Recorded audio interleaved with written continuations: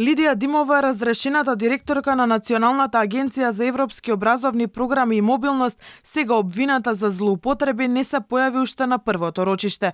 Не дојде ниту обвинителката Сузана Мирчевска-Кузмановска, која на 5 минути до почетокот на судењето го известила судот дека има други службени обврски, па поради тоа не ќе може да присуствува.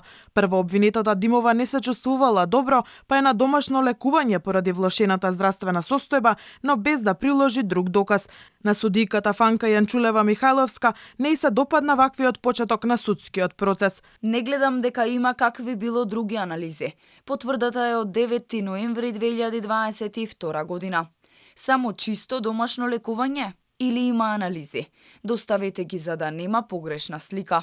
Ова за мене не е доволно за одлагање на рочиштето. Освен што ќе има предлог за одлагање, мора да има и докази прифатливи за судот, за да се одложи рочиштето. Судиката беше децидна дека потврдата која Димова ја доставила не е доволна за одлагање на рочиште. По ова беше презентиран и допис од Сузана Мирчевска-Кузмановска од организиран криминал која ги гони обвинетите, која исто така побарала одлагање поради неодложни обврски. Екс-директорката се гони за направена штета од 20 милиони динари со злоупотреби на средства на Европската заедница. Второ обвинет е Александар Гочев за подигнување на авансни пари од агенцијата без соодветна документација и благајничката Ана Павлиду, која му ги давала парите, а не смеела.